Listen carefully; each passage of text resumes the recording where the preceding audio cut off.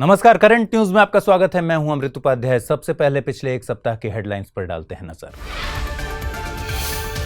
अदालती अवमानना के एक मुकदमे को अटॉर्नी जनरल की मंजूरी। सोशल मीडिया पर अपलोडेड वीडियो में कंटेम्प्ट ऑफ कोर्ट का था दावा। संविधान और 1971 के एक्ट में सजा का प्रावधान। अपने परमाणु रिएक्टर्स पर ईरान ने बरती नरमी। IAEA के साथ करार पर हुआ राजी। अब IAEA पहले से अधिक सख्ती से कर सकेगा निगरानी। वैज्ञानिकों ने ब्लैक टाइगर से जुड़ा रहस्य सुलझाया। एक खास जीन के म्यूटेशन के चलते बाघों के रंग में आते हैं बदलाव। सिमलीपाल रिजर्व में ही पाए जाते हैं black tiger. States of coral reefs of the world 2020 report जारी। दुनिया भर के कोरल्स पर बढ़ रहा खतरा। कोरल ब्लीचिंग प्रवालों पर सबसे बड़ा संकट। और अब कृषि को भी डिजिटल करने की सरकार की पहल। देश की कुछ नामी कंपनियों के साथ करार। पायलट प्रोजेक्ट्स किसानों को बुनियादी बातें समझाने में करेंगे मदद।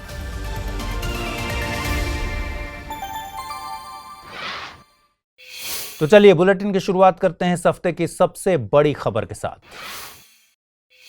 अदालत की अवमानना का एक मामला चर्चा में है। दरअसल कुछ समय पहले एक सोशल मीडिया प्लेटफॉर्म पर एक वीडियो अपलोड की गई थी जिसमें सुप्रीम कोर्ट के बारे में कुछ बातें कही गई। इस वीडियो में कही गई बातों को सुप्रीम कोर्ट की अवमानना और उसकी गरिमा को कम करने वाला बताया गया है। इस मामले में एक वकील ने वीडियो के ऑथर पर कंटेम्प्ट ऑफ कोर्ट की कार्रवाई की पहल की है, जिस पर हाल ही में महान्यायवादी के वेणुगोपाल ने अपनी मंजूरी दे दी। अब महान्यायवादी की सहमति के बाद ऑथर पर अदालत की अवमानना का केस चलाया जा सकेगा। लेकिन खबर से जुड़ा एक सवाल यह है कि कंटेम्प्ट ऑफ कोर्ट के मामले में अटॉर्नी जनरल की मंजूरी क्यों जरूरी है, इसे समझते हैं। दरअसल कंटेम्प्ट ऑफ कोर्ट को रोकने के लिए संविधान में प्रावधान है। वहीं इसके लिए एक एक्ट भी है, कंटेम्प्ट ऑफ कोर्ट्स एक्ट 1971। हालांकि इसके पहले 1952 का एक्ट अस्तित्व में था, जिसे इस एक्ट के जरिए ही खत्म कर दिया गया। इस एक्ट में कंटेम्प्ट ऑफ कोर्ट्स के मामले में दो तरह की अवमाननाओं को शामिल किया गया है, क्रिमिनल और सिविल। कोर्ट का आदेश, डिक्री या रिट न मानने आदि को एक्ट में सिविल कंटेम्प्ट माना गया है। वहीं अदालती कार्यवाही में बाधा डालने जैसे मामलों को क्रिमिनल कंटेम्प्ट में रखा गया है। इस एक्ट की धारा 15 में साफ किया गया है कि अगर कोई प्राइवेट व्यक्ति कोर्ट की अवमानना के मामले में दूसरे व्यक्ति पर क्रिमिनल कंटेम्प्ट का केस लगाना चाहता है तो इसके लिए अटॉर्नी जनरल की मंजूरी जरूरी है। ध्यान रहे कि सुप्रीम कोर्ट के मामले में ही अटॉर्नी जनरल की सहमति जरूरी है। अगर बात हाई कोर्ट की अवमानना की हो तो यह मंजूरी राज्य के महाधिवक्ता से ली जाती है। मंजूरी के प्रावधान के पीछे मुख्य कारण ये है कि इस तरह की बेवजह की अपीलों की सुनवाई में कोर्ट का समय जाया ना हो। इधर एक और बात यह है कि जब कोर्ट खुद से ही किसी व्यक्ति पर अवमानना की कार्रवाई करना चाहता हो तो इस तरह की मंजूरी नहीं लेनी होगी। इसकी वजह है कि संविधान और यह एक्ट दोनों ही सुप्रीम कोर्ट और हाई कोर्ट्स को कार्रवाई करने की शक्ति देते हैं। अनुच्छेद 129 के मुताबिक सुप्रीम कोर्ट के पास शक्ति है कि वह खुद की अवमानना के मामले में दंड दे सके। वहीं अनुच्छेद 142(2) के मुताबिक कंटेम्प्ट के केस में सुप्रीम कोर्ट किसी व्यक्ति को हाजिर होने और कागजात पेश करने का आदेश दे सकता है। इसके अलावा अनुच्छेद 19(2) में भी बोलने की आजादी के मामले में अदालत की अवमानना को रोकने के लिए कानून बनाने का जिक्र है। पिछले दिनों NCRB यानी नेशनल क्राइम रिकॉर्ड्स ब्यूरो ने ताजा रिपोर्ट जारी की। रिपोर्ट में 2020 में दर्ज हुए अपराधों पर आंकड़े दिखाए गए हैं। आंकड़ों की माने तो 2020 में 2019 के मुकाबले 28% ज्यादा मामले दर्ज हुए हैं। इनमें ज्यादातर केसेस कोविड-19 से जुड़े निर्देशों के उल्लंघन से जुड़े हैं। सरकारी आदेशों के उल्लंघन के मामले में भी 21 गुना इजाफा हुआ है। बात राज्यों में क्राइम रेट की करें तो पिछले साल तमिलनाडु में क्राइम रेट सबसे ज्यादा रही। इसके बाद केरल और दिल्ली का नाम है। इधर नागालैंड में सबसे कम क्राइम रेट रही है। क्राइम रेट प्रति 1 लाख लोगों पर अपराधों की संख्या बताती है। रिपोर्ट में बताया गया है कि 2020 के दरमियान पूरे देश में क्राइम रेट 487.8 रही है, जबकि यही आंकड़ा 2019 में 385.5 रहा था। रिपोर्ट बताती है कि भले ही 2020 में कोविड-19 प्रोटोकॉल तोड़ने से जुड़े अपराध ज्यादा हुए हैं, लेकिन संपूर्ण लॉकडाउन के दौरान दूसरे अपराधों का ग्राफ गिरा है। पिछले साल मार्च से मई के बीच महिलाओं, बच्चों और बुजुर्गों के खिलाफ अपराधों में कमी आई है। पूरे साल में महिलाओं के प्रति अपराधों पर नजर डालें तो इस बार स्थिति कुछ बेहतर है। 2019 की तुलना में 2020 में महिलाओं के खिलाफ अपराधों में 8.3% की कमी आई है। आंकड़े बताते हैं कि इन अपराधों में सबसे बड़ी संख्या पति या रिश्तेदारों द्वारा की गई ज्यादती की है। देश में राजद्रोह के मामलों में भी इस बार कमी आई है। 2019 में जहां ऐसे 93 केस दर्ज हुए थे, 2020 में वे घटकर 73 रह गए हैं। रिपोर्ट के मुताबिक अनुसूचित जाति के खिलाफ अपराधों में 9.4% का इजाफा हुआ है। वहीं अनुसूचित जनजाति के लोगों के खिलाफ अपराधों में भी लगभग बराबर बढ़ोतरी दर्ज की गई है।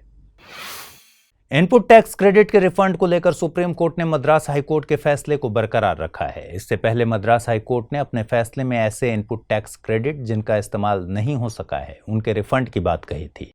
दरअसल एक मामले में 2017 के सेंट्रल जीएसटी रूल्स के एक नियम पर सवाल खड़े किए गए थे। इस पर गुजरात हाईकोर्ट ने भी अपना वर्डिक्ट दिया था, लेकिन दोनों फैसलों में कुछ मतभेद थे। अब इस पूरे केस में सुप्रीम कोर्ट ने मद्रास हाईकोर्ट के फैसले को ही सही माना है। 2017 के सेंट्रल जीएसटी एक्ट में इनपुट टैक्स क्रेडिट के मामले में रिफंड की व्यवस्था है। इसे ऑपरेशनल करने के लिए 2017 में ही रूल्स भी बनाए गए थे। जब इन नियमों की वैधता का मामला मद्रास हाईकोर्ट के पास गया तो कोर्ट ने इसे सही ठहराया। कोर्ट के मुताबिक रिफंड से जुड़ी एक्ट की धारा आर्टिकल 14 यानी विधि के समक्ष समानता के अधिकार का उल्लंघन नहीं करती। वहीं रिफंड हासिल करना व्यक्ति का एक कानूनी अधिकार भी है। आइए अब सरल शब्दों में आईटीसी यानी इनपुट टैक्स क्रेडिट को समझते हैं। आईटीसी एक तरह का कर है जिसका भुगतान वस्तु या सेवा की खरीद के समय कर दिया जाता है। बाद में उस टैक्स को भुगतान करने योग्य टैक्स में से घटा दिया जाता है। अब इस प्रक्रिया को एक उदाहरण से समझते हैं। मानकर चलिए एक व्यापारी 100 रुपए की वस्तु खरीदता है और उस पर 10% टैक्स जमा करता है। अब वही व्यापारी उस वस्तु को 150 रुपए में बेच देता है और उस पर खरीदार से 10% टैक्स लेता है यानी 15 रुपए। अब जब इसी व्यापारी को टैक्स देना होगा तो कुल टैक्स होगा 10% यानी 15 रुपए। लेकिन व्यापारी सरकार को केवल 5 रुपए ही देगा क्योंकि 10 रुपए वह पहले ही उस वस्तु की खरीद पर दे चुका है। यही 10 रुपए आईटीसी है जो कुल भुगतान योग्य कर में से घटाए हैं। अपने परमाणु रिएक्टर्स को लेकर ईरान ने कुछ नरमी बरती है। हाल ही में ईरान आईएईए के साथ एक समझौते पर राजी हुआ है। समझौते के मुताबिक आईएईए के इंस्पेक्टर्स अब ईरान में सेंसिटिव न्यूक्लियर साइट्स में निगरानी के लिए कुछ इक्विपमेंट का इस्तेमाल कर सकेंगे। ईरान इस बात पर सहमत हुआ है कि आईएईए ईरान की न्यूक्लियर साइट्स में लगे कैमरों में मेमोरी कार्ड्स को इंस्टॉल कर सकेगा। समझौते का मुख्य उद्देश्य ईरान के परमाणु संयंत्रों से होने वाले संभावित खतरों को टालना है। आपको बता दें कि आईएईए यानी इंटरनेशनल एटॉमिक एनर्जी एजेंसी की स्थापना 1957 में हुई थी। परमाणु तकनीकी के अलग अलग तरह के इस्तेमालों से होने वाले खतरों को देखते हुए आईएईए को गठित किया गया था। आईएईए के गठन की पृष्ठभूमि संयुक्त राष्ट्र महासभा में पूर्व अमेरिकी राष्ट्रपति आइजनहावर के एक भाषण से जुड़ी हुई है, जब 1953 में उन्होंने एटम्स फॉर पीस पर सभा को संबोधित किया। आईएईए में वर्तमान में 173 देश शामिल हैं, जिसमें भारत भी शामिल है। आईएईए का मुख्यालय ऑस्ट्रिया की राजधानी वियना में है। आईएईए के संबंध में एक बात जो हमारे लिए सबसे अहम है वो है आईएईए के सेफगार्ड्स और उसका एडिशनल प्रोटोकॉल। सेफगार्ड्स में कई ऐसी एक्टिविटीज शामिल हैं जिनके जरिए यह वेरीफाई करता है कि सदस्य देश अपनी परमाणु क्षमताओं का इस्तेमाल कहीं हथियार बनाने में तो नहीं कर रहे।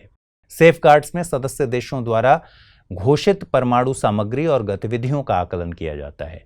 इन मेजर्स में on site inspections, visit, monitoring और इवैल्यूएशन शामिल हैं। बात एडिशनल प्रोटोकॉल की करें तो यह एक एग्रीमेंट नहीं है बल्कि एक प्रोटोकॉल है जो सेफगार्ड्स को एडिशनल टूल्स देता है ताकि वेरिफिकेशन को और मजबूत किया जा सके। इस प्रोटोकॉल पर जो भी सदस्य देश आईएईए के साथ दस्तखत करते हैं उसके दो मतलब निकलते हैं। एक यह कि उस देश के असैन्य परमाणु संयंत्र आईएईए के सेफगार्ड्स के दायरे में आते हैं और दूसरा कि आईएईए को अब और अधिकार मिल जाते हैं कि पहले से ज्यादा सूचना ले सके। रॉकी माउंटेन इंस्टीट्यूट के साथ मिलकर नीति आयोग ने पिछले दिनों शून्य कैंपेन लॉन्च किया। यह अभियान जीरो पॉल्यूशन डिलीवरी व्हीकल को बढ़ावा देने की दिशा में बड़ी पहल है। इसका उद्देश्य इलेक्ट्रिक व्हीकल्स के एडॉप्शन को गति देना है। आज के समय में लोग बड़े पैमाने पर खाने और पहनने वाली वस्तुओं की खरीदारी ई-कॉमर्स कंपनियों से कर रहे हैं। इन ऑनलाइन खरीद को पूरा करने के लिए डिलीवरी वर्कर्स को वाहनों का सहारा लेना पड़ता है, जिससे कार्बन उत्सर्जन होता है। ऐसे में यह पहल उत्सर्जन में कहीं ना कहीं कमी लाएगी। इस अभियान को समर्थन देने के लिए पिछले दिनों जोमेटो, स्विगी, ब्लू डार्ट जैसी 30 कंपनियों ने नीति आयोग के साथ बैठक में हिस्सा लिया था। आपको बता दें कि फ्रेट ट्रांसपोर्टेशन की वजह से CO2 का जितना उत्सर्जन होता है उसमें 10% हिस्सा अर्बन फ्रेट व्हीकल्स का भी है।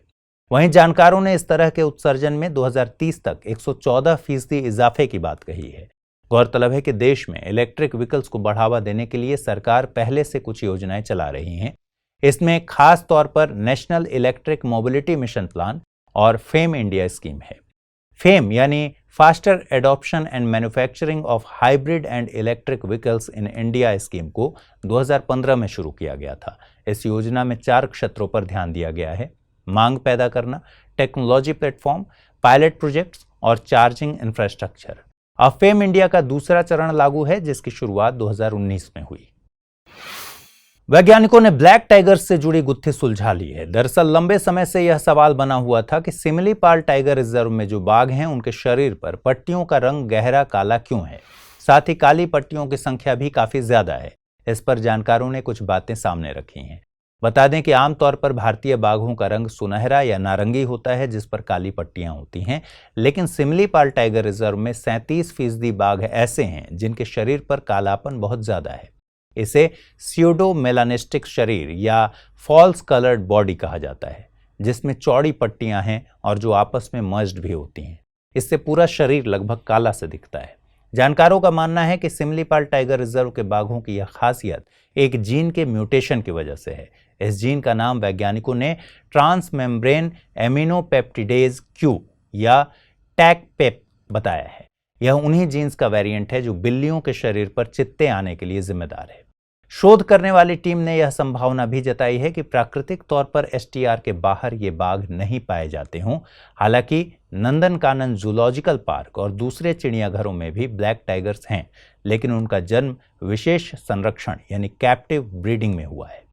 आपको बता दें कि जानवरों में मेलानिज्म के उलट अल्बिनिज्म और ल्यूसिज्म होता है। मेलानिज्म एक ऐसी स्थिति है जब किसी जीव के शरीर पर अत्यधिक कालापन या गहरा रंग आ जाता है, जबकि अल्बिनिज्म में मेलानिन का फ्लो नहीं होता। इससे त्वचा और शरीर का लगभग पूरा हिस्सा सफेद हो जाता है। वहीं ल्यूसिज्म में पिगमेंटेशन आंशिक तौर पर होता है, जिससे पूरी त्वचा या कुछ भाग का रंग तो सफेद रहता है, लेकिन आंख आदि में इसका असर नहीं होता। अब भारतीय नौसेना पहले से काफी ज्यादा क्षमता के साथ देश के समुद्री क्षेत्र की पहरेदारी कर सकेगी। इसकी वजह है INS ध्रुव। INS ध्रुव को पिछले दिनों भारतीय नौसेना में कमीशन किया गया। यह पहला ऐसा जहाज है जो सैटेलाइट और बैलिस्टिक मिसाइल की ट्रैकिंग करेगा। ट्रैकिंग की यह खास क्षमता आने के बाद इंडो पैसिफिक रीजन में भारतीय नौसेना की मौजूदगी और पुख्ता होगी। INS ध्रुव को हिंदुस्तान शिपयार्ड ने विकसित किया है। DRDO और NTRO यानी नेशनल टेक्निकल रिसर्च ऑर्गेनाइजेशन ने भी इस जहाज के विकास में अपनी भूमिका निभाई है। अब एक नजर INS ध्रुव की खासियतों पर डालते हैं। INS ध्रुव ऐसी मिसाइलों के लिए पहले ही चेतावनी जारी कर देगा जिनके जरिए भारतीय शहरों और सैन्य अड्डों को निशाना बनाने की कोशिश की जाएगी। इसके अलावा यह एक अत्याधुनिक AESA यानी एक्टिव स्कैन्ड एरे रेडार से भी लैस है, जो इसके आसपास के इलाके में अलग अलग स्पेक्ट्रम को स्कैन करने में मदद करेगी। वहीं यह इस बात की भी निगरानी करेगा कि कहीं पूरे इलाके में कोई मिसाइल परीक्षण तो नहीं हो रहा। AESA को DRDO ने विकसित किया है। यह भारत का पहला नौसैन्य जहाज होगा जो लंबी दूरी पर भी परमाणु मिसाइलों को ट्रैक कर सकेगा। वहीं इसमें समुद्री तल की इस तरह मैपिंग करने की क्षमता है जिससे दुश्मन की पनडुब्बियों को डिटेक्ट किया जा सकेगा और उस पर शोध भी हो सकेगा। INS ध्रुव की कमान नेवी के स्ट्रेटेजिक फोर्सेस कमांड के जवानों को सौंपी जाएगी। नौसेना में इसके आने के साथ ही भारत, फ्रांस, अमेरिका, ब्रिटेन, रूस और चीन के इस खास क्लब में शामिल हो गया है। ऑस्ट्रेलिया सरकार की माने तो बीते 30 सालों में कोरल रीफ्स पर खतरे काफी बढ़े हैं, लेकिन इनमें अभी भी लचीलापन बना हुआ है। लचीलापन यानी रेजिलेंसी ही एक बड़ी वजह है कि कोरल रीफ्स अस्तित्व में हैं। कोरल रीफ्स पर फिलहाल जो अध्ययन जारी हुआ है उसका नाम है states of coral reefs of the world 2020। यह अध्ययन GCRMN यानी global coral reef monitoring network और ऑस्ट्रेलिया सरकार ने मिलकर किया है। इस पर आधारित रिपोर्ट की माने तो 1998 में कोरल ब्लीचिंग के चलते दुनिया भर के कोरल्स का लगभग 8% हिस्सा खत्म हो गया था। ऐसी ही घटनाओं की वजह से 2009 से 2018 के दौरान 14% कोरल्स खत्म हुए। रिपोर्ट में कोरल ब्लीचिंग की सबसे बड़ी वजह समुद्री सतह के तापमान में अंतर बताई गई है। वहीं अगर समुद्री सतह के तापमान में बढ़ोतरी ऐसे ही जारी रही तो आने वाले दशक में कोरल रीफ्स में गिरावट तेज हो सकती है। लेकिन तापमान बढ़ने से कोरल रीफ्स खतरे में क्यों हैं? दरअसल जैसे ही जल का तापमान काफी ज्यादा बढ़ जाता है तो कोरल्स उनसे जुड़े शैवाल को खुद से अलग कर देते हैं। इस शैवाल को जूजेंथला कहा जाता है। जैसे ही ये शैवाल कोरल से अलग होते हैं तो कोरल का रंग सफेद हो जाता है। इस पूरे प्रोसेस को हम कोरल ब्लीचिंग कहते हैं।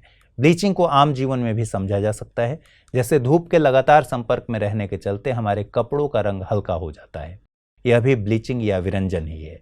कोरल्स की ब्लीचिंग होना उनका मृत होना नहीं है, लेकिन उसके बाद कोरल्स काफी कमजोर हो जाते हैं और आगे ये खत्म भी हो सकते हैं। ग्लोबल वार्मिंग के अलावा निम्न ज्वार, सूर्य की तेज रोशनी और प्रदूषण भी कोरल ब्लीचिंग की वजह है। यहाँ खबर में हमने GCRMN का जिक्र किया। GCRMN की स्थापना 1995 में ICRI यानी इंटरनेशनल कोरल रीफ इनिशिएटिव ने की थी। इसका प्रमुख काम वैश्विक स्तर पर कोरल्स की स्थिति को लेकर रिपोर्टिंग करना है। बात करें ICRI की तो यह कई देशों और संगठनों के बीच एक अनौपचारिक साझेदारी है। इसकी घोषणा 1994 में United Nations convention on biological diversity की पहली बैठक में की गई थी।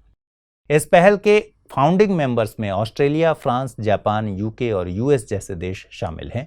वर्तमान में इस पहल से 90 देश जुड़े हुए हैं, जिनमें भारत भी शामिल है।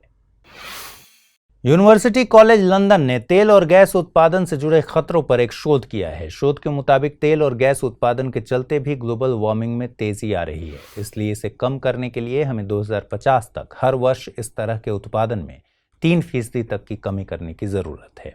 सरल शब्दों में कहें तो वैश्विक स्तर पर फॉसिल फ्यूल एक्सट्रैक्शन को कम करने की दिशा में हमें काम करना होगा। इस तरह की गतिविधियों पर ग्रीन पीस ने भी एक रिपोर्ट जारी की थी। इस रिपोर्ट के मुताबिक फॉसिल फ्यूल की वजह से जो वायु प्रदूषण होता है उसकी लागत लगभग $2.9 ट्रिलियन प्रति वर्ष है। वहीं भारत के मामले में यह लागत $150 बिलियन के आसपास ठहरती है। हालांकि रिपोर्ट में यह आंकड़ा 2020 के पहले तक के लिए बताया गया था। इन सभी बातों को देखते हुए रिपोर्ट में सलाह दी गई है कि 2050 तक हमें एक बड़े अनएक्सट्रैक्टेड रिजर्व की जरूरत होगी। इसमें तेल के मामले में 58% हिस्सा, फॉसिल मीथेन गैस के लिए 59%, जबकि कोयले के लिए 89% की बात कही गई है। अनएक्सट्रैक्टेड रिजर्व का सीधा मतलब यह है कि ग्लोबल वार्मिंग से जुड़े लक्ष्यों को अगर हमें पाना है तो इन रिजर्व्स को अनएक्सट्रैक्टेबल ही रखना होगा। हालिया IPCC रिपोर्ट में बढ़ती ग्लोबल वार्मिंग को लेकर चेतावनी दी गई थी। ग्लोबल वार्मिंग को देखते हुए रिपोर्ट में यह भी कहा गया था कि आर्कटिक परमाफ्रॉस्ट में तेजी से गिरावट आ रही है। इसका सबसे बड़ा असर यह होगा कि अब इससे जुड़ी भूमि से मीथेन और CO2 जैसी गैसें रिलीज होंगी। हाल ही में इंटरनेशनल परमाफ्रॉस्ट एसोसिएशन के अध्यक्ष डॉक्टर क्रिस्टोफर R. बर्न ने परमाफ्रॉस्ट के तरल होने यानी परमाफ्रॉस्ट थॉइंग के परिणामों पर चर्चा की है। परमाफ्रॉस्ट थॉइंग से किन किन क्षेत्रों पर खासा असर हो सकता है, इस पर जाने से पहले जानते हैं कि परमाफ्रॉस्ट क्या है। दरअसल परमाफ्रॉस्ट ऐसी भूमि होती है जहां कम से कम लगातार 2 सालों तक तापमान 0 डिग्री या उससे भी कम रहा हो। ऐसी भूमि में मिट्टी, चट्टान, बर्फ और ऑर्गेनिक मटेरियल हो सकते हैं। क्योंकि इसके लिए 0 डिग्री या उससे भी कम तापमान की शर्त है, ऐसे में हम समझ सकते हैं कि परमाफ्रॉस्ट का एक बड़ा फैलाव पोलर या सब पोलर रीजन में होगा। बड़ी बात यह है कि परमाफ्रॉस्ट पूरे विश्व का 15% हिस्सा घेरते हैं। बर्न के मुताबिक इनके पिघलने से उसमें दबे या जमे ऑर्गेनिक मटेरियल खुले वातावरण के सीधे संपर्क में आ जाएंगे। ऐसे में माइक्रोबायोटा जब इन मटेरियल से रिएक्शन करेंगे तो ये विघटित होना शुरू हो जाएंगे। इससे CO2 और मीथेन जैसी गैसें वायुमंडल में रिलीज होंगी। इसका सीधा असर ग्रीन हाउस गैस प्रभाव के तौर पर होगा, जिससे तापमान में आगे और इजाफा होना स्वाभाविक है। एक और बात यह कि परमाफ्रॉस्ट जब कमजोर होगा तो इसका असर उपध्रुवीय क्षेत्रों के परिवहन और इंफ्रास्ट्रक्चर पर होना लाजमी है। ऐसे क्षेत्रों में भूमि का कठोर होना बहुत जरूरी होता है, लेकिन जब परमाफ्रॉस्ट में गिरावट आएगी तो रेल की पटरियों, सड़कों और इमारतों का बेस कमजोर होगा। परमाफ्रॉस्ट थॉइंग का सबसे बड़ा असर रूस के ट्रांस साइबेरियन रेलवे और कनाडा रेलवे पर होगा। बर्न ने परमाफ्रॉस्ट थॉइंग के बाद कई तरह के वायरस और बैक्टीरियाज के विकसित होने की बात भी कही है। इससे ठंडे क्षेत्रों में बीमारियां तेजी से बढ़ सकती हैं। केरल के कुछ जिलों में धान की खेती में रुकावटें आ रही हैं। यहाँ कुछ विशेष जलीय जंगली घास धान की खेती के लिए खतरा बन गई है। इसमें वेलिस्नेरिया, अर्ट्रिकुलारिया और नाजास जैसी घास शामिल है। वेलिस्नेरिया को इल ग्रास या टेप ग्रास के तौर पर भी जाना जाता है। यह एक सबमर्ज्ड एक्वेटिक प्लांट है, यानी ऐसा पौधा जो जल में डूबा रहता है। दरअसल इसे भारत में एक सजावटी पौधे के तौर पर लाया गया था, लेकिन बाद में इसके गलत परिणाम सामने आने लगे। यह प्रजाति एशिया, यूरोप, उत्तर अमेरिका के ट्रॉपिकल और सब ट्रॉपिकल रीजन में बड़े पैमाने पर पाई जाती है। मलयालम भाषा में इस घास को थलायतिपुलु, वजखला और मुडिपयाल कहा जाता है। बात नाजास घास की करें तो यह भी एक जलीय घास है जो आमतौर पर रुके हुए या हल्के साफ पानी में ही मिलती है, जैसे तालाब या धान के खेत। वहीं अर्ट्रिकुलारिया एक मांसाहारी जलीय पौधा है जो आमतौर पर धान के खेतों में पाया जाता है। जानकारों की माने तो ये पौधे शुरुआती दौर में कम नुकसान देते हैं, लेकिन बाद में बढ़ने के साथ ही ये राइस वीड बन जाते हैं। यह दिक्कत ट्रांसप्लांटेड फसलों में और ज्यादा हो जाती है, क्योंकि इन्हें ग्रोथ करने के लिए इंटरस्पेस और सूर्य की रोशनी मिल जाती है। इसे रोकने के लिए वैज्ञानिकों ने धान की फसल की डायरेक्ट सीडिंग या वेट सीडिंग करने की सलाह दी है, जिससे इन पौधों को बढ़ने के लिए इंटर स्पेस नहीं मिलेगा। केंद्र सरकार ने transport and marketing assistance for specified agriculture products scheme में कुछ बदलाव किए हैं। इस योजना की शुरुआत वाणिज्य विभाग ने साल 2019 में की थी। इसका मुख्य उद्देश्य कृषि उत्पादों का निर्यात करने वाले भारतीयों को कुछ मदद देना है। यह मदद माल भाड़े के संबंध में दी जाती है, ताकि अधिक माल भाड़ा दर का सामना कर रहे निर्यातकों को कुछ राहत दी जा सके। इसके अलावा इस योजना के तहत कुछ विदेशी बाजारों में भारत के कृषि उत्पादों के ब्रांड को बढ़ावा भी दिया जाता है। पहले यह योजना मार्च 2020 में खत्म होने वाली थी, लेकिन बाद में इसे मार्च 2021 तक के लिए बढ़ा दिया गया था। हालांकि अब इसे रिवाइज करके मार्च 2022 तक इसकी अवधि बढ़ा दी गई है। योजना में जो मुख्य बदलाव हुए हैं उन पर एक नजर डाल लेते हैं। पहले डेयरी उत्पादों को योजना का हिस्सा नहीं बनाया गया था, लेकिन अब ये उत्पाद भी इसके दायरे में होंगे। मदद की दर को भी सरकार ने बढ़ाने का फैसला लिया है। समुद्री रास्ते से होने वाले निर्यात के लिए मदद की दर में 50%, जबकि वायु मार्ग के लिए 100% का इजाफा हुआ है। कृषि क्षेत्र में डिजिटल तकनीक को आगे बढ़ाने के लिए सरकार ने कुछ कंपनियों के साथ MOUs पर दस्तखत किए हैं। इसमें निंजा कार्ट, जियो प्लेटफॉर्म्स, ITC लिमिटेड जैसी कंपनियां शामिल हैं। इन समझौतों के तहत कृषि क्षेत्र में डिजिटल टेक्नोलॉजी को प्रमोट करने के लिए जल्द ही पायलट प्रोजेक्ट्स शुरू किए जाएंगे। इन प्रोजेक्ट्स के सहारे किसानों को बताया जाएगा कि उन्हें कौन सी फसलें उगानी चाहिए, कौन सी किस्म की बीज का इस्तेमाल करना चाहिए और किस तरह पैदावार को बढ़ाना चाहिए। ये प्रोजेक्ट्स किसानों के लिए सप्लाई चेन के मामले में भी मदद करेंगे। डिजिटल एग्रीकल्चर की दिशा में सरकार इससे पहले भी कई कदम उठा चुकी है। इनमें डिजिटल एग्रीकल्चर मिशन भी शामिल है, जिसे 2021 से 2025 तक के लिए चलाया जा रहा है। इस मिशन में कुछ प्रोजेक्ट्स हैं जो artificial intelligence, blockchain, remote sensing, drone और रोबोटिक्स तकनीक पर आधारित होंगे। इससे समझ आता है कि जब कृषि क्षेत्र में इन सभी आयामों का इस्तेमाल किया जाने लगे तो उसे डिजिटल एग्रीकल्चर कहा जाता है। इन सभी के अलावा डेटा मेजरमेंट के लिए wireless technology, weather monitoring, animal monitoring, जल और रसायनों के लिए प्रिसिशन एप्लीकेशन का उपयोग होना भी डिजिटल एग्रीकल्चर है। कृषि से जुड़ा एक और डायमेंशन है प्रिसिशन एग्रीकल्चर। इस तरह की कृषि में इनपुट्स का इस्तेमाल फसलों के पैदावार बढ़ाने में किया जाता है। इसके लिए इंफॉर्मेशन एंड कम्युनिकेशन टेक्नोलॉजी का सहारा लिया जाता है। आइए अब जल्दी से नजर डालें बुलेटिन पर आधारित 5 सवालों पर। आज के इस बुलेटिन पर आधारित 5 प्रश्न इस प्रकार हैं। पहला प्रश्न है, निम्नलिखित कथनों पर विचार कीजिए। 1. भारत के संविधान में न्यायालय की अवमानना को भली भांति परिभाषित किया गया है। 2. केवल सर्वोच्च न्यायालय और उच्च न्यायालयों को ही स्वयं की अवमानना के अपराध के लिए दंड देने की शक्ति है। उपर्युक्त में से कौन सा या से कथन सही है या फिर हैं? केवल 1, केवल 2, 1 और 2 दोनों, या फिर ना तो 1 और ना ही 2। अगला प्रश्न है, पॉलिप और शैवालों के बीच संबंध है सहभोजिता का, सहजीविता का, परजीविता का या फिर प्रतिस्पर्धा का। अगला प्रश्न है, खबरों में रहने वाले शब्द वेलिस्नेरिया, अर्ट्रिकुलारिया और नाजास क्या है? पशु रोगों से संबंधित जीवाणु, जंगली जलीय घास, धान की पैदावार बढ़ाने के लिए प्रयुक्त रासायनिक उर्वरक या फिर पीड़कनाशी। अगला प्रश्न है, निम्नलिखित कथनों पर विचार कीजिए।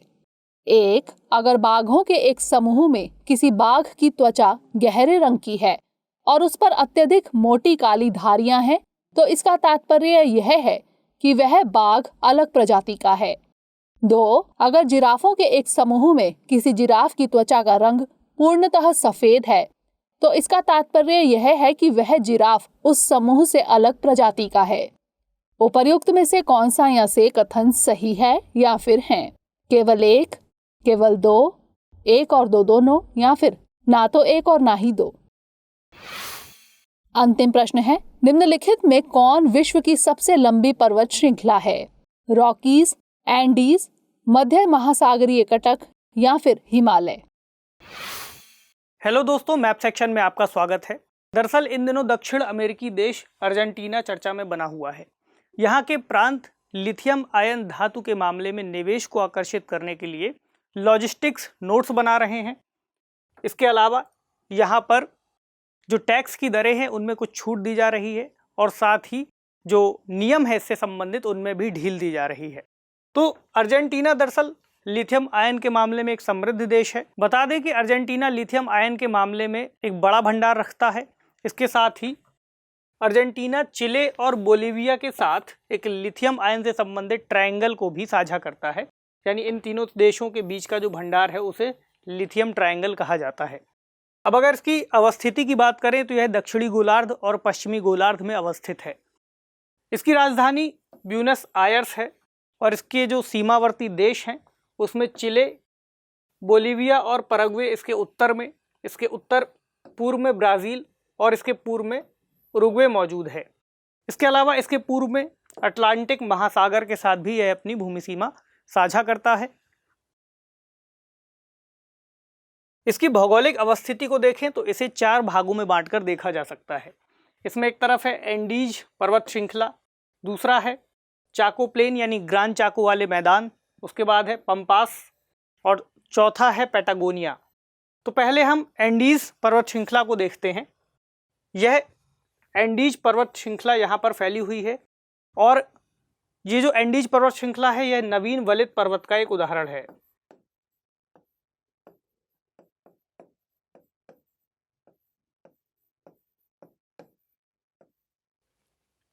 यहाँ की जो सबसे ऊंची चोटी है वह है एकोंकागुआ। वैसे अगर हम दुनिया की सबसे लंबी पर्वत श्रृंखला की बात करें तो पृथ्वी पर मौजूद जो ओशनिक रिज है उसे सबसे लंबी पर्वत श्रृंखला कहा जाता है, लेकिन यह समुद्र के लेवल से नीचे है। वहीं अगर समुद्र के लेवल से ऊपर की बात करें तो निश्चित तौर पर एंडीज पर्वत श्रृंखला को ही सबसे लंबी पर्वत श्रृंखला कहा जा सकता है। अब हम बात करें पंपास के बारे में तो शीतोष्ण कटिबंधीय घास के मैदानों को दक्षिण अमेरिका में पंपास कहा जाता है। इसी तरह हम देखें ग्रांड चाको को, तो यह ग्रांड चाको का जो क्षेत्र है ये दरअसल बोलीविया, पैराग्वे और अर्जेंटीना के भूभाग में फैला हुआ है। ब्राज़ील के जो वन है, ब्राज़ील वन क्षेत्र के बाद दक्षिण अमेरिका का यह दूसरा बड़ा वन क्षेत्र है। इसी तरह जो पैटागोनिया है यह एंडीज पर्वत श्रृंखला के दक्षिण में मौजूद है और यहाँ पर शुष्क क्षेत्र, स्टेपी जैसे घास के मैदान, साथ ही कोल्ड डेजर्ट मौजूद है। अब हम यहाँ के ड्रेनेज सिस्टम को देखते हैं। तो ड्रेनेज सिस्टम में पराना नदी यहाँ की प्रमुख नदी है और जो पराना नदी है यह अमेज़न नदी के बाद दक्षिण अमेरिका की दूसरी सबसे लंबी नदी है। यह ब्राज़ील से निकलती है और दक्षिण की ओर बहते हुए एक स्थान पर जाकर ब्राज़ील और पैराग्वे के बीच में सीमा बनाती है। उसके बाद पैराग्वे और अर्जेंटीना के बीच में सीमा बनाते हुए दक्षिण की ओर जाती है, जहाँ पर इसमें उरुग्वे नदी आकर के मिलती है और उरुग्वे नदी के मिलने के बाद यह जाकर के अटलांटिक महासागर में मिल जाती है। जहाँ वह क्षेत्र जहाँ पर यह अटलांटिक महासागर में मिलती है उसे रियो डे प्लाटा कहा जाता है, यानी रियो दे प्लाता भी कहते हैं। और यह क्षेत्र यहाँ पर एक प्रमुख एस्चुरी के रूप में जाना जाता है, यानी एक ज्वारनद मुख। यह ऐसा क्षेत्र होता है जहाँ पर मीठे जल का एक स्रोत जाकर के नमकीन जल के स्रोत यानी समुद्र के जल से जाकर के मिलता है। तो आज का मैथ सेक्शन यहीं तक। शुक्रिया। तो फिलहाल इस बुलेटिन में इतना ही। खबरों को विस्तार से पढ़ने के लिए विजिट कीजिए www.drishtias.com पर। साथ ही दृष्टि आज के हिंदी और अंग्रेजी यूट्यूब चैनल को लाइक, शेयर और सब्सक्राइब करना मत भूलिए। लेकिन चलते चलते डालते हैं कुछ छोटी मगर जरूरी खबरों पर नजर। हाल ही में कनेक्ट करो 2021 towards equitable sustainable Indian cities कार्यक्रम का आयोजन किया गया। इसका आयोजन 13 से 17 सितंबर तक वर्ल्ड रिसोर्स इंस्टीट्यूट इंडिया द्वारा किया गया। इस कार्यक्रम की थीम थी क्लीन, ग्रीन एंड जस्ट। बीते दिनों वर्ल्ड बैंक ने अपडेटेड ग्राउंडस्वेल रिपोर्ट जारी की। इस रिपोर्ट के मुताबिक विश्व के 6 क्षेत्रों में जलवायु परिवर्तन की वजह से 2050 तक 216 मिलियन लोग अपने ही देश में दूसरी जगह पर जाकर रहने को मजबूर हो सकते हैं। इसमें 6 क्षेत्र सब सहारा अफ्रीका, पूर्वी एशिया एवं प्रशांत क्षेत्र, दक्षिण एशिया, उत्तरी अमेरिका, लैटिन अमेरिका और पूर्वी अमेरिका एवं सेंट्रल एशिया हैं। इसमें सबसे ज्यादा सब सहारा अफ्रीका क्षेत्र के लोग प्रभावित हो सकते हैं। प्रधानमंत्री श्री नरेंद्र मोदी ने विनोबा भावे को उनकी जयंती पर श्रद्धांजलि अर्पित करते हुए कहा कि उन्होंने भारत को आजादी मिलने के बाद गांधीवादी सिद्धांतों को आगे बढ़ाया। 1895 में जन्मे श्री विनोबा भावे ने अपना जीवन गांधीवादी मूल्यों के प्रचार में समर्पित कर दिया था। उन्हें विशेष रूप से भूदान आंदोलन के लिए जाना जाता है। इस आंदोलन के तहत भूमि संपन्न लोगों से आग्रह किया जाता था कि वे स्वेच्छा से अपनी भूमि का एक हिस्सा भूमिहीनों को सौंप दें। हाल ही में कोयला मंत्रालय ने कोयला आधारित हाइड्रोजन उत्पादन के लिए रोड मैप तैयार करने के मकसद से 2 समितियों का गठन किया, एक टास्क फोर्स एवं दूसरा एक्सपर्ट कमेटी। टास्क फोर्स कार्यक्रम का निरीक्षण करेगी जबकि एक्सपर्ट कमेटी मंत्रालय को दिशा निर्देश देगी। कोयला ब्राउन हाइड्रोजन के निर्माण का एक प्रमुख स्रोत है। आपको बता दें कि प्राकृतिक गैस ग्रे हाइड्रोजन का प्रमुख स्रोत है, जबकि नवीकरणीय ऊर्जा ग्रीन हाइड्रोजन का प्रमुख स्रोत है। 26वें बुसान इंटरनेशनल फिल्म फेस्टिवल के लिए 3 बांग्लादेशी फिल्मों को सिलेक्ट किया गया है। इस फिल्म फेस्टिवल का आयोजन दक्षिण कोरिया के बुसान में 6 से 15 अक्टूबर के बीच किया जाएगा। Busan international film festival Asia के सबसे प्रतिष्ठित फिल्म समारोहों में से एक है। इसकी शुरुआत 1996 में हुई थी। NCERT के सचिव मेजर हर्ष और इनक्रेडिबल इंडिया के संस्थापक मनबीर सिंह ने incrediblekidsofIndia.com लॉन्च किया है। टैलेंटेड स्टूडेंट्स को प्रशिक्षित करने के लिए incrediblekidsofIndia.com एक प्लेटफॉर्म है। एडुटेक द्वारा आयोजित नेशनल NEP शिखर सम्मेलन के दौरान यह प्लेटफॉर्म लॉन्च किया गया। गुवाहाटी के NEDFI कन्वेंशन सेंटर में स्वच्छता ही सेवा 2021 उद्घाटन किया गया। यह कार्यक्रम आजादी का अमृत महोत्सव समारोह के एक हिस्से के रूप में आयोजित किया जा रहा है। स्वच्छता ही सेवा का आयोजन देश भर में 15 सितंबर से 2 अक्टूबर तक किया जा रहा है। इसके तहत सत्याग्रह से स्वच्छाग्रह, रथ यात्रा, श्रमदान, स्वच्छता जागृति यात्रा रैली, स्वच्छता चैंपियंस को पुरस्कार एवं सम्मान, ग्राम पंचायतों के साथ संवाद जैसी गतिविधियां आयोजित की जाएंगी। 2 अक्टूबर 2021 को स्वच्छ भारत दिवस समारोह के साथ ही स्वच्छता ही सेवा 2021 कार्यक्रम का समापन होगा।